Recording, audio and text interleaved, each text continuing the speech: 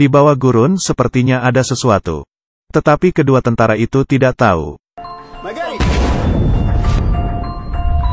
Pria itu berjalan maju secara naluriah. Dan dia sepertinya menginjaknya. Setelah ini, kepalanya pun berdengung. Lalu berapa saat mulai normal lagi pendengarannya. Yang terdengar adalah teriakan Tommy karena kakinya yang putus karena ledakan. Tetapi dia sekarang tidak bisa menolong temannya. Pria ini tidak patah semangat terus memberi temannya motivasi. Tommy yang terbaring dan tidak tahan lagi menusukkan penawar rasa sakit ke kakinya sendiri. Tetapi sekarang kalau pendarahannya tidak berhenti secepatnya, dia akan mati. Mike bermaksud untuk menggunakan kakinya. Dan lompat membantu temannya. Tommy Yanji mendengar langsung mengambil pistol. Dia tidak ingin membuat temannya menjadi disabilitas. Ini adalah hubungan teman militer, orang yang tidak pernah menjalani kegiatan militer pasti tidak mengerti. Mike berteriak keras seperti orang gila. Tetapi sekarang bukan waktu untuk sedih. Tidak lama kemudian Mike mulai tenang. Dia mengatur posisinya dulu. Berlutut dengan satu kaki untuk mengurangi beban badannya. Mengambil belati dan menusukkannya ke gurun yang diinjaknya. Terdengar sebuah bunyi. Ini ranjau darurat. Dia tidak tahu di balik badannya ada seseorang. Melihat ini sepertinya ada tujuan yang tersisa. Dan suhu paling tinggi di gurun mencapai 45 derajat Celcius ke atas. Hal yang paling mengerikan adalah sinar UV yang kuat. Pria itu melihat sekeliling dan melihat ada sebuah radio. Jarak radio dari dia sekitar 300 meter. Dia mengambil tali sepatu. Dan mengikatnya di pistolnya. Lalu melemparnya berkali-kali tapi tetap belum berhasil. Terakhir pria itu berdiri dan menggunakan tubuhnya bergerak sedikit. Kali ini kakinya hampir saja terjatuh ke ranjau. Untungnya pria itu akhirnya bisa menarik tas itu. Membuka tas itu dan mengambil radio. Memasang listrik lalu memasukkan posisinya. Dan akhirnya bisa menghubungi markas. Dia berkata temannya sudah tiada dan sendiri juga menginjak ranjau. GPS juga sudah rusak, sekarang hanya bisa meminta pertolongan. Tetapi markas berkata helikopter tidak bisa memasuki gurun. Karena gurun pasir memiliki badai pasir sepanjang tahun. Mereka hanya bisa menggunakan mobil dan membutuhkan waktu 52 jam. Tetapi di bawah sinar UV yang 45 derajat Celcius ini, Mike tidak pasti apakah bisa bertahan.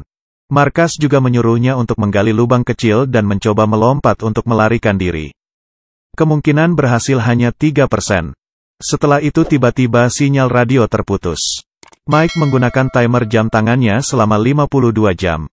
Dia berniat untuk berdiri teguh. Dia memakan dendeng sapi yang tertinggal dan minum air. Minum 2 teguk pun sudah tidak ada. Kertas yang tertiup ke tangannya si Mike. Mike pelan-pelan memutar kepalanya. Dan melihat badai gurun datang. Dia dengan cepat mempersiapkan proteksi untuk melindunginya dari badai gurun. Menyandang tas untuk menambah beban. Beban bertambah dia baru tidak bisa terbang terbawa angin. Mike dengan susah payah menahan dirinya dari badai gurun gila ini. Dan Mike bisa bertahan hingga akhir. Dia menghela nafas dan bersyukur dirinya tidak terbang terbawa badai. Mayat temannya pun kemari karena terbawa badai. Dan dia melihat radio di kakinya sudah tidak ada. Dan memutar kepalanya. Radio sudah terbang ke bawah badai jadinya tidak bisa menghubungi markas. Jarak 3,4 meter ini baginya sekarang sangatlah jauh. Dia di gurun pasir sudah 8 jam tanpa minum air. Mike mengeluarkan pistolnya dan mengarahkan ke langit.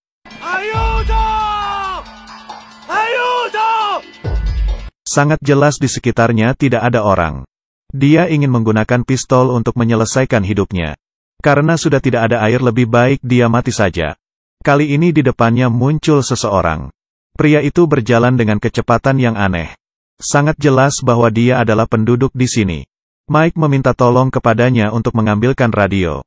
Tapi penduduk asli mengabaikannya.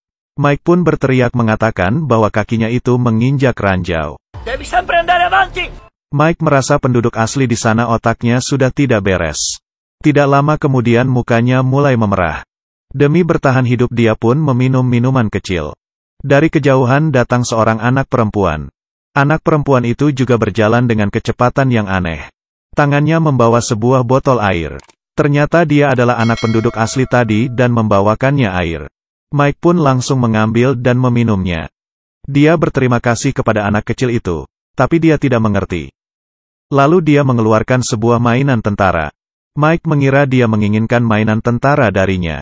Lalu dia juga mengeluarkan tentara miliknya. Gadis itu meletakkan mainannya di atas pasir. Lalu dia menggerakkannya. Ini sepertinya adalah maksud perjalanan si Mike. Mike pun mulai meminta bantuan kepada gadis itu untuk mengambilkannya radio. Siapa sangka gadis itu mengabaikannya lalu pergi. Melihat gadis itu yang menghilang pun Mike kecewa. Sekarang sisa 38 jam. Dari kantongnya dia mengeluarkan ponsel dan mulai mendengarkan lagu untuk menenangkan hatinya. Tidak lama kemudian langit mulai gelap. Dia menggunakan beberapa rantai kecil untuk menyalakan api. Mike melihat foto dan kangen dengan pacarnya. Dia tidak ingin mati seperti ini dan juga tidak ingin menjadi cacat. Dia masih ingin menikahi pacarnya dan membangun keluarga. Tengah malam api kecil itu pun padam. Dan dari sekitar mengeluarkan suara melonglong. Yaitu dari dingo di gurun pasir. Dia dengan cepat menembakkan pistol mencoba untuk menakuti makhluk liar itu. Setelah berbalik kepala dingo sudah menarik mayat temannya pergi. Lalu di depannya seekor pun menghampirinya. Peluru sudah habis dan dengan cepat menggantinya. Akhirnya bisa menakuti makhluk itu dan melewati malam itu. Saat hari sudah terang, penduduk asli itu muncul lagi di depannya. Dia meminta tolong ke penduduk itu untuk mengambilkan radio. Tetapi penduduk itu malah menanyainya kenapa dia tidak berjalan selangkah ke depan. Dia pun tertawa dengan bahagia hingga kelihatan giginya yang putih. Akhirnya dia pun membantu si Mike mengambilkan radio. Berjalan ke sebelah Mike dan menepuknya sekali. Untung saja Mike tidak kaget. Dia dengan cepat menggunakan radio itu untuk menghubungi markas. Tetapi tidak ada sinyal. Penduduk yang sudah mau pergi itu tiba-tiba membalikkan kepala. Diventa uomo libero. Anche strada sbagliata può portare a casa. Tapi saat ini dia berhalusinasi. Dia melihat temannya yang sudah mati. Menyuruhnya harus bertahan hidup. Hingga sampai di siang hari yang sangat terik. Dia menggunakan pisau membuka sepatu dan melepaskan kaos kaki. Kakinya sudah memerah. Kakinya sudah jelas ada bau. Sekarang kesadarannya mulai hilang. Mike sudah 24 jam tidak makan. Dia menemukan seekor kalanjengking dan sudah pasti itu ada racunnya. Dia meminum sedikit lagi minuman kecilnya. Lalu dia batuk kering dan sulit menelan. Kali ini mukanya sudah terbakar karena matahari. Dan halusinasinya pun mulai parah. Dia mendengar suara dari sebelahnya. Kesadarannya mulai menurun. Dia melihat temannya itu berdiri. Tidak lama kemudian sudah malam lagi. Sekarang dia hanya bisa mengharapkan pertolongan dari markas. Dia melihat lagi HP-nya dan merindukan pacarnya. Dan sekarang di depannya adalah segerombolan dingo. Dingo kecil menggigit pahanya dari belakang. Dan dingo duanya menggigit lengannya. Tiba-tiba dia melihat ada orang yang melawan demi dia. Akhirnya Mike mengambil pisau dan membunuh semua dingo. Dan dia sekarang tidak bisa menahannya lagi. Tiba-tiba dia mendengar bunyi radio. Dia dengan lekas mengambil dan menjawab. Tetapi mobil pertolongan itu tidak bisa keluar karena perang. Kira-kira perlu 17 jam lagi baru bisa sampai di gurun. Mike pun ambruk. Dia sekarang melihat pacarnya berada di depannya. Dan di saat dia sudah mau terjatuh ke tanah, dia terjatuh ke pelukan. Dan membersihkan lukanya. Penduduk itu berkata bahwa kakinya tidak ada karena terkena ranjau. Sekarang menggunakan kayu untuk menjadi kaki palsunya. Dia memberikan Mike ramuannya. Dan memberikan dia minum. Dia pun semakin banyak halusinasinya. Penduduk itu berkata pekerjaan mereka adalah mengumpulkan ranjau. Kedua anaknya mati karena ranjau. Sebelum dia pergi dia mengatakan ke Mike untuk menjadi orang yang bebas. Beranilah berjalan selangkah ke depan. Menghadapi hal yang mengerikan baru ada harapan. Setelah penduduk itu pergi, Mike pun mulai berhalusinasi. Dia melihat saat kecil ayahnya menganiaya mamanya. Ingin menolong tetapi kakinya terinjak ranjau. Dia juga melihat pacarnya disakiti oleh orang jahat. Ingin pergi membantu juga akhirnya terinjak ranjau. Dia melihat mamanya terbaring di kasur rumah sakit. Ingin pergi menjenguknya juga malah terinjak ranjau. Dia kepikiran selama hidupnya. Selalu di waktu yang penting malah terinjak ranjau. Radio akhirnya berbunyi. Pertolongan sudah datang. Tetapi karena gurun itu sangat besar mereka tidak bisa menemukan dia. Mike pun putus asa. Karena Suar berada 3 meter di depannya. Hanya 3 meter, tapi kelihatannya sangat jauh. Dia teringat selama ini dia selalu mementingkan diri sendiri. Banyak hal karena tidak keberanian dia menjadi menyesal. Terakhir kalinya dia membalikkan kepalanya. Dia menutup matanya lalu melangkah ke depan. Tidak meledak. Kali ini Mike kaget hingga kakinya lemas. Apa yang terjadi? Dia membuka pasir itu dan melihat sebuah kaleng. Kaleng yang ditinggalkan. Saat dibuka di dalamnya ada mainan tentara. Dia terjatuh ke tanah dan memikirkan dirinya diberikan pelajaran oleh sebuah kaleng. Dan dia pun tertawa. Lalu dia menyalakan Suar.